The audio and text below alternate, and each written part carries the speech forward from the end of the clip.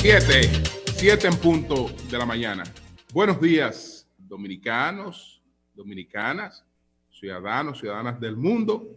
Julio Martínez Pozo, los comentarios de los temas más importantes en el programa de mayor influencia de la radio y la televisión nacionales. En este viernes 29 de mayo, año 2020. Buenos días a todo el equipo del Sol de la Mañana, toda la audiencia de Sol, la teleaudiencia de Telefuturo Canal 23, las personas que siguen nuestros contenidos a través de las redes sociales y a partir de las 9 de la mañana todos los días se integran a la transmisión del Sol de la Mañana los canales Teleuniverso, que es el canal 29, y el canal 24 de Santo Domingo. Así es que saludos a todos y vamos de inmediato con nuestra agenda del día de hoy. La discusión sobre la necesaria extensión de la emergencia, el récord de Bolsonaro y la agudización de la crisis pandémica en Chile y Estados Unidos, la muerte de George Floyd por un abuso policial, mecha que ha encendido protestas ciudadanas en medio de la pandemia. Y entonces el Banco Central busca apaciguar el mercado de divisas y da otras explicaciones también. Bueno, señores, miren, nuestras condolencias a Cecilia García por la muerte de su madre, la señora Dulce Esperanza Castillo Báez, que ha fallecido a la privilegiada edad de 100 años. Así es que nuestras condolencias para Cecilia y para toda su familia por el fallecimiento de su madre, la señora Dulce Esperanza Castillo Báez. También en Santiago de los Caballeros, a la familia de don Mario Méndez, que murió a los 71 años de edad. Don Mario fue por mucho tiempo el encargado de relaciones públicas del grupo León Jiménez en Santiago de los Caballeros y también profesor de la Pontificia Universidad Católica, madre y maestra. Así es que nuestras condolencias también para sus familiares. Y vamos de inmediato con los temas que anunciamos en nuestra agenda. La discusión sobre la necesidad de extender la emergencia para llevar de manera controlada las fases de la desescalada es una discusión que luce innecesaria. Y puedo asegurar que lo que se está discutiendo no es eso.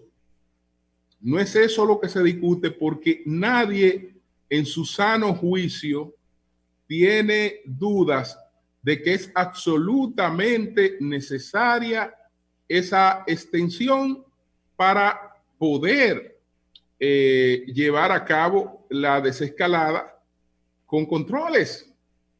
A nadie le conviene, salvo que se esté buscando otra cosa, a nadie le conviene que se produzca una situación desbordada de contagio que pudiera lograr lo que hasta ahora no se ha producido en la República Dominicana, que es un colapso del sistema sanitario. ¿Por qué no conviene eso? No conviene primero por lo más importante, que es la salud del pueblo dominicano, la salud de la gente y la vida de la gente.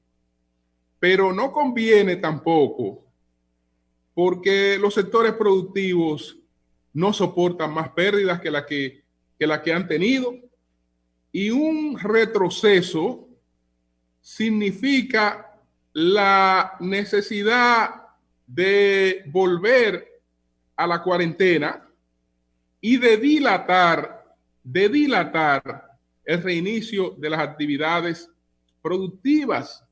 Y la verdad es que eso sería hacerle un daño terrible a este país. Entonces, no es eso lo que está en discusión. No es eso lo que está en discusión. Lo que está en discusión es que los opositores sienten que este es un escenario del que el gobierno se ha manejado justamente por la forma en la que ha manejado esta crisis. Estamos hablando de que cuando usted toma la tasa de letalidad, la tasa de mortalidad, la República Dominicana, con muchas o pocas pruebas, ha tenido una constancia, tasa de letalidad baja. Cuando usted toma la tasa de positividad por igual, cuando usted ve los parámetros de hospitalización y agravamiento, estamos hablando de un sistema que se ha mantenido en control de la pandemia. Entonces, cuando esas cosas se evalúan, hay un saldo favorable en beneficio de la imagen del gobierno, y los opositores dicen, bueno, pero que nosotros no podemos quedarnos de brazos cruzados frente a eso. Tenemos que hacer nuestro ruido, tenemos que aprovechar este momento para hacer oposición y para pregonar la idea de que no todo anda bien con relación a esto. En la rueda de prensa de ayer del bloque de diputados del Partido Revolucionario Moderno, se llegó al extremo de decir que el país ha fracasado en el control de la pandemia.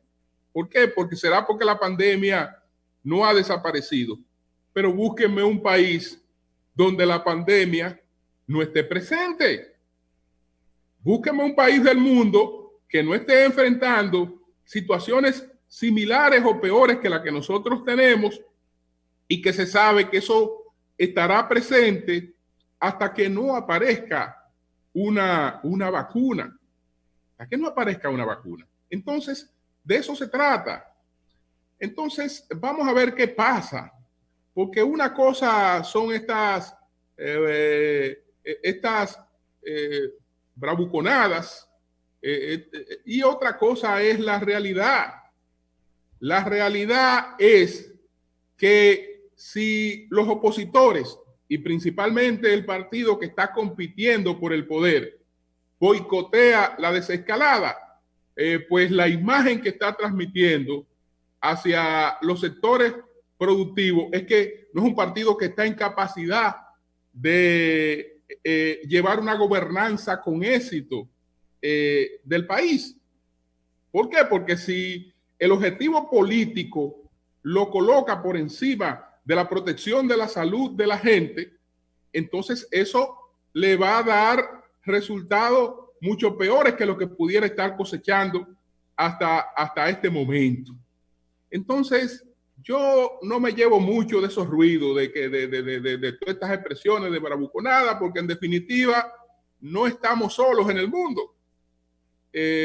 Somos animales sociales, y como somos animales sociales, nuestras actuaciones también están condicionadas por lo que entiende la sociedad, y los sectores productivos de este país entienden que es necesaria esa extensión, como lo ha expresado el CONET, como lo han expresado otros sectores.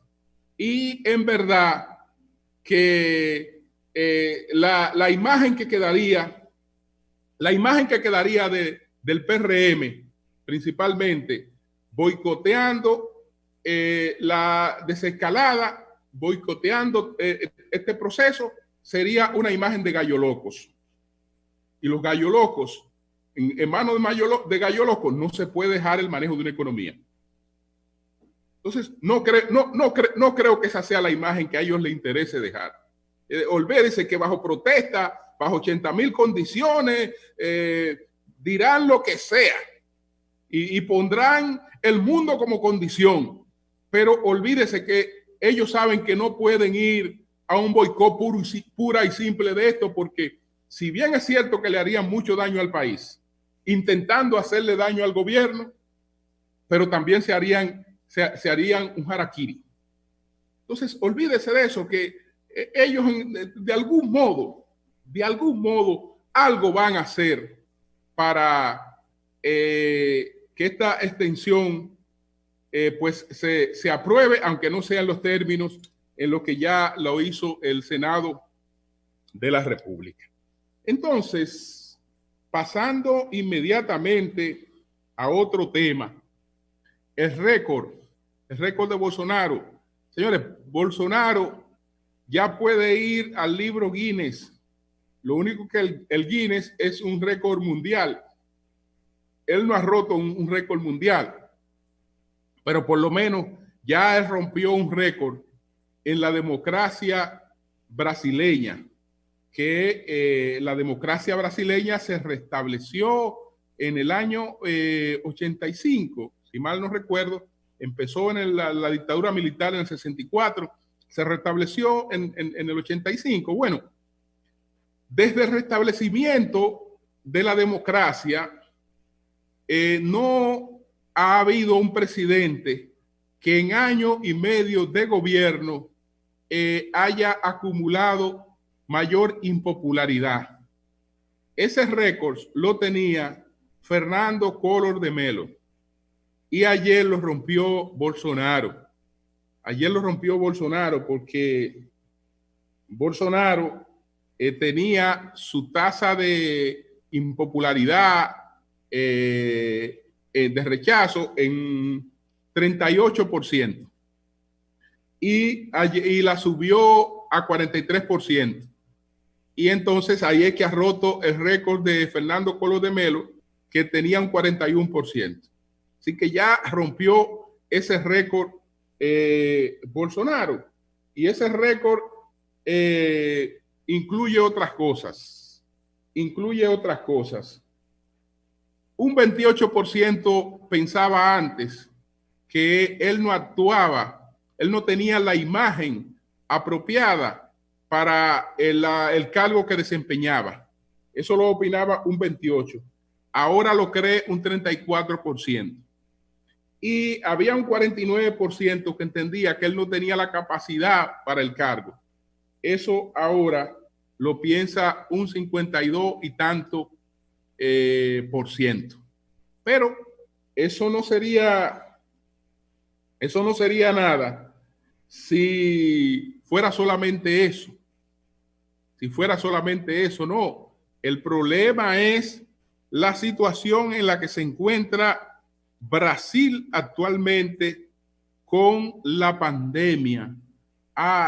En el segundo lugar en el mundo, pero avanzando por no quedarse ahí. Es decir, está buscando el lugar de los Estados Unidos. Brasil tiene en estos momentos, nada más y nada menos que 438,238 casos de contagio y tiene 26,754 fallecidos. Pero esto es apenas la arrancada. Es la arrancada. No se sabe hacia dónde llega este país con 3 crisis a la vez.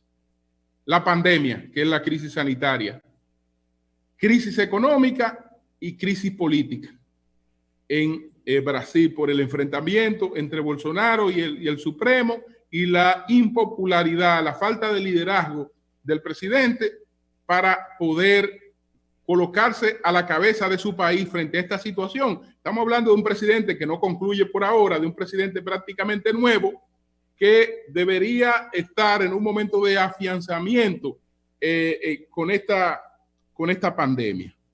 Ya habíamos hablado del caso de Chile, pero lo de Chile sigue de mal en peor también. Porque Chile, señores, ayer, estamos hablando 24 horas. 24 horas, ¿usted sabe qué aportó Chile ayer en 24 horas? 49 nuevos muertos. 49 fallecimientos en 24 horas para llegar a 890 fallecimientos. Y entonces tiene 87,000 casos de positivos de COVID-19. Por igual, Estados Unidos ayer también rebasó una meta fatal, porque Estados Unidos ayer sobrepasó los 101,000 muertos. 101,000 muertos repasó Estados Unidos en el día de ayer. Y entonces, de manera concreta, tiene 101,621 muertos y tiene 1,721,926 casos de COVID-19. Es decir, en Estados Unidos no sabemos cuándo estemos hablando de que se ha atenuado todavía la situación. Pero bueno, hay otro tema conexo, aparte de la pandemia, que representa otra crisis para los Estados Unidos, porque ha revivido el tema de la violencia racial, que es recurrente cada cierto tiempo en los Estados Unidos. El pasado lunes en Minnesota,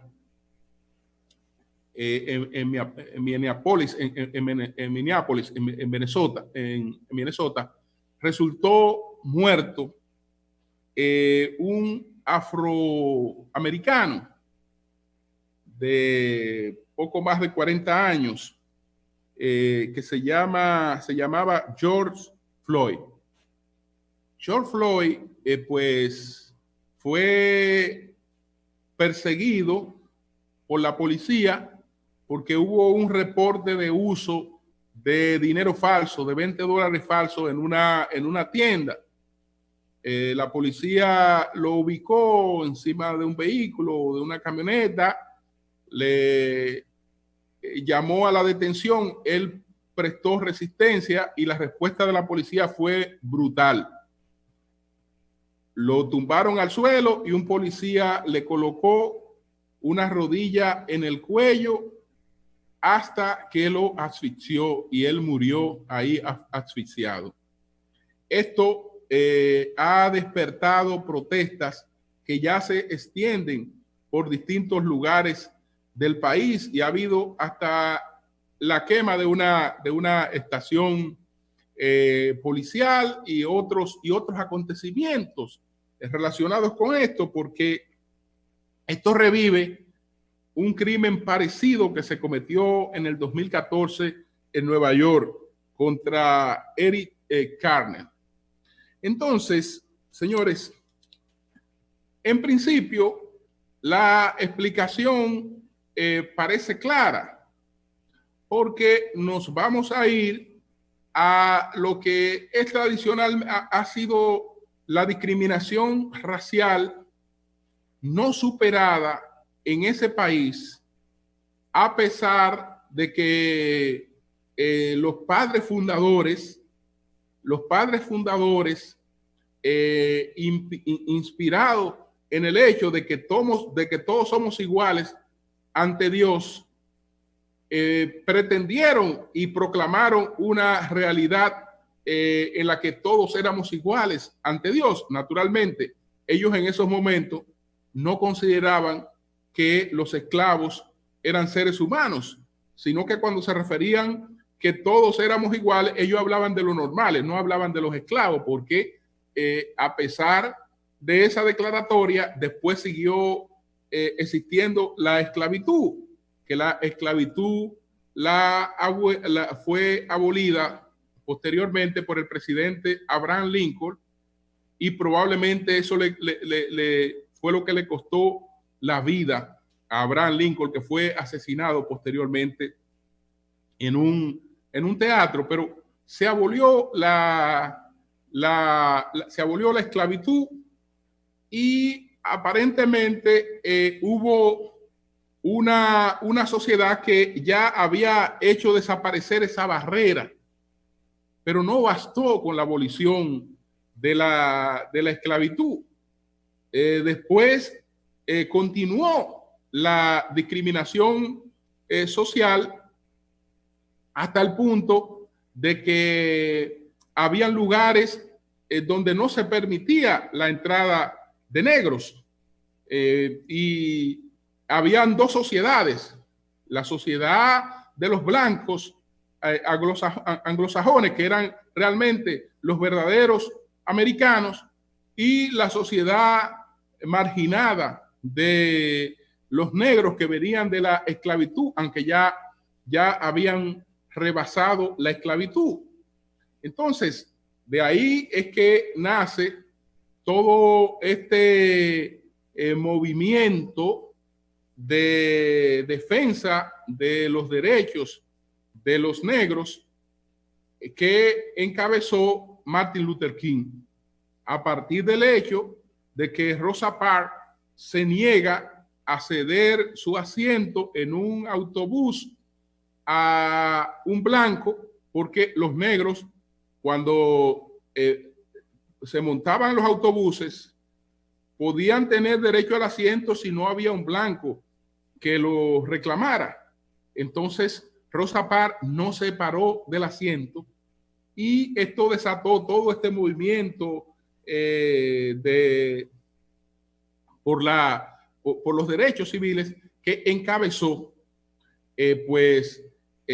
Martin Luther King. Entonces, ahí aparentemente, a partir de ahí aparentemente tenemos una sociedad que ya ha abolido la esclavitud, y que después de estas luchas disminuyó significativamente todos los rasgos de discriminación social. Es más, aparentemente con eso desaparecía la discriminación social.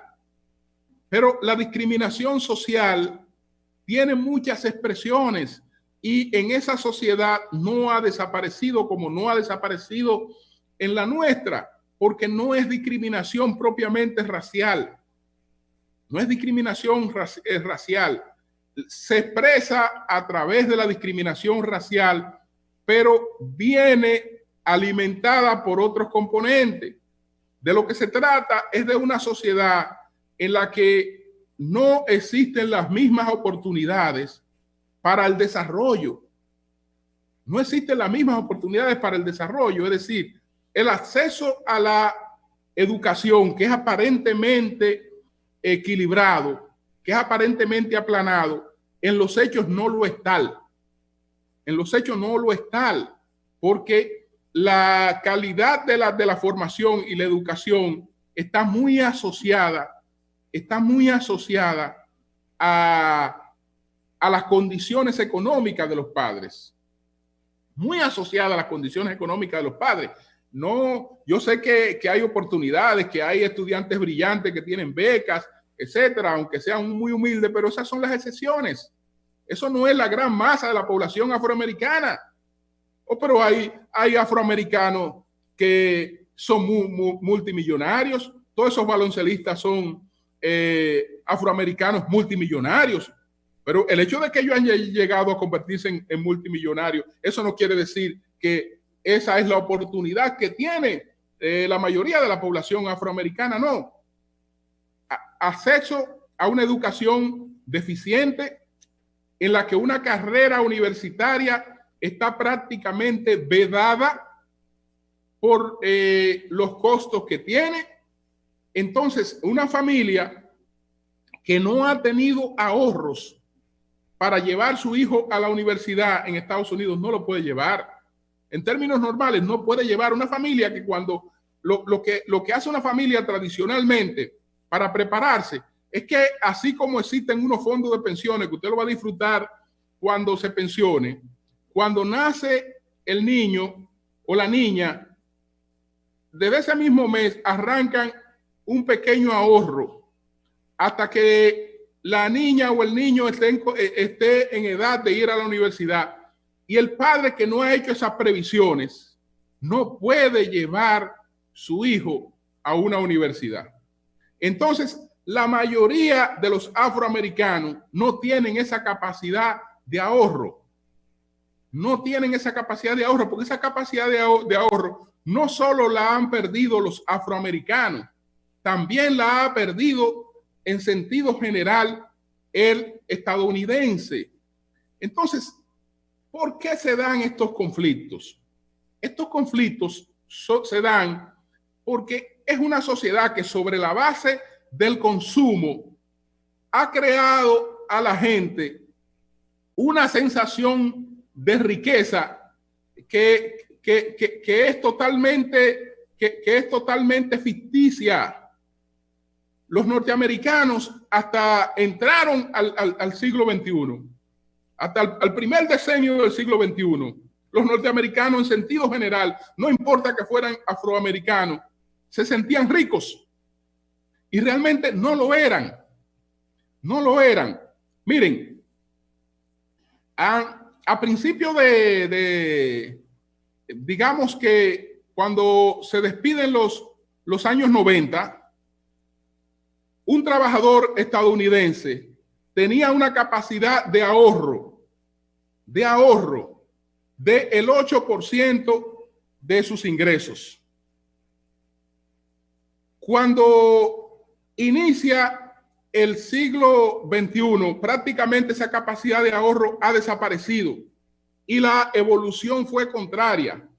Pasamos entonces a ver a la gente no por su capacidad de ahorro, sino por cuál era su nivel de endeudamiento. Y entonces, si buscamos por ahí por el 2003, por el 2004, ¿usted sabe cuál era el nivel de endeudamiento del trabajador estadounidense? De la gente que vivía de un salario y de la gente de clase media. ¿Usted sabe cuál era el nivel del endeudamiento? Un 80% de sus ingresos. Pero todavía eso era un cachú para lo que fue posteriormente. Miren, cuando llegó la llamada al 2000, en el año 2007, ya no podíamos estar hablando de capacidad de ahorro del trabajador y de la gente de clase media porque no tenía ninguna. ¿Ustedes saben qué era lo que tenían? Un 130% de deuda en relación con sus ingresos. Y ahí se produjo la llamada crisis de las tarjetas de crédito, porque la gente no notó que se empobreció, porque su capacidad de consumo se mantenía con el dinero plástico. Y entonces vino la quiebra de los estadounidenses por tarjeta de crédito. Estamos hablando de que primero cerca de 1 millón de personas, no de empresas, se declararon en quiebra y después se declararon en quiebra más de 3 millones de familias, pero en quiebra. No una empresa, sino una familia, una persona declarado en quiebra por el manejo de la tarjeta. Sobre esa zapata fue que vino la otra crisis del 2008. A Alan Greenspan, muchos lo acusan de que no fue que superó la crisis de las tarjetas de crédito, sino que él cambió una burbuja por otra. ¿Por qué? Porque la gente que se había empobrecido, que estaba endeudada hasta los tuéstanos con el tema de la tarjeta de crédito, descubrió una nueva oportunidad. ¿Cuál fue la nueva oportunidad que descubrieron? El hecho de que las viviendas empezaron a subir de precio. Como empezaron a subir de precio, yo estoy endeudado con mi tarjeta, pero resulta que tengo una casa y esa casa está subiendo de precio. Entonces, como la casa está subiendo de precio, voy al banco y me dan dinero, me dan más dinero por mi casa. Y al banco no le importaba que yo no tuviera solvencia para pagar, porque el banco veía un beneficio en el crecimiento del valor de mi inmueble. Es decir, aunque yo soy un insolvente, yo tenía un inmueble que valía muchísimo, que lo que me estaban prestando era una migaja en función al valor de lo que tenía ese inmueble. Entonces, ¿qué pasa? Que los norteamericanos que ya habían empobrecido con la cuestión de la tarjeta, no notaron que eran pobres, sino que se creyeron que seguían siendo ricos por el tema inmobiliario. Y entonces la gente empezó también a hacer inversión como negocio en el tema inmobiliario, y tú querías una casa y el banco te la daba porque no había problema. Resultó que de repente se deprimió el valor de la vivienda y resultó que la hipoteca era más cara que el precio de la vivienda. Entonces ahí fue que se produjo el colapso de la llamada recesión del 2008. ¿Por qué yo estoy haciendo referencia a todas estas cosas? Porque todas estas cosas las vamos a ver ahora con esta nueva crisis que se ha creado con el COVID-19, con la agudización de todos estos problemas económicos. Nosotros vamos a ver muchos actos de violencia y el principal centro de las víctimas principales van a ser los afroamericanos. ¿Por qué? Porque todo lo que ha empeorado en Estados Unidos ha empeorado en demasía para los afroamericanos. Es decir, si en sentido general la situación de un trabajador americano hoy es terrible, la situación de un trabajador afroamericano es terrible al cubo. Por lo tanto, las mayores expresiones de violencia, las mayores expresiones de delincuencia, los mayores enfrentamientos con la policía y todo ese tipo de cosas se van a presenciar desde ahí, a menos que esa sociedad no se focalice en cambios, porque en el fondo de todo esto, y no tengo tiempo ya para desarrollar esta parte, está ya el colapso de la segunda revolución industrial. El colapso de la segunda revolución industrial. Es decir, si Estados Unidos no se encara en serio la posibilidad de dar paso a lo que sería una tercera revolución industrial que tiene un carácter más distributivo del capitalismo, pues será un país que no será el modelo que conocimos de sueño americano, sino un país invivible por el tema de la agudización de las protestas sociales. Entonces, miren, dejando hasta aquí esta parte, quiero finalmente referirme a breves explicaciones del Banco Central sobre cómo está enfrentando el problema de la escasez de divisas. Dice el Banco Central que se han inyectado 400 millones de dólares en repos de moneda extranjera.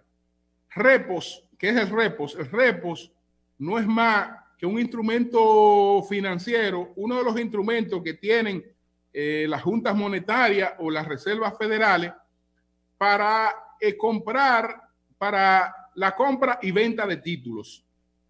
Es decir, una persona puede adquirir un título con un compromiso de compra-venta dentro de un tiempo. Entonces, ese tiempo le va a dar un beneficio. Eso no es otra cosa que una de las formas del control de la emisión monetaria. Por ejemplo, la Reserva Federal de los Estados Unidos, ¿cómo controla la emisión monetaria? Lo hace a través de los títulos del Tesoro. Entonces, cuando la Reserva Federal quiere bajar el circulante, va a los bancos y le vende títulos del Tesoro. Y entonces los bancos conservan esos títulos del Tesoro. Cuando la Reserva quiere aumentar el circulante, va a esos mismos bancos y le compra los títulos del Tesoro que le ha vendido. Se lo ha vendido para recoger dinero. Entonces, Eso más o menos son los repos. Por esa parte, dice el Banco Central que en la República Dominicana se han inyectado 400 millones de dólares. Por otra parte, dice que se han inyectado 222 millones por la liberalización, liberando parte del encaje legal en dólares, y que por una intervención directa también ha entregado 2.200 millones de dólares y que va a seguir paulatinamente interviniendo para controlar el tema de la tasa del dólar. Eso está bien y ojalá que no se dañe, pues el proceso de fases de reintegración de la actividad productiva, para que no se retrase la apertura de los aeropuertos y para que el sector turismo en la República Dominicana, por lo menos a partir del mes de julio, empiece a reactivarse, porque eso significa que iniciamos un mecanismo de recesión de divisas que también puede ayudar a contener esta situación. Pero lo importante es que parece que el tema no se va a desbordar como ya están pregonando, sino que el banco va a tratar de mantenerlo control y ojalá que provoque una baja de lo que ha ocurrido hasta ahora. Cambio y fuera.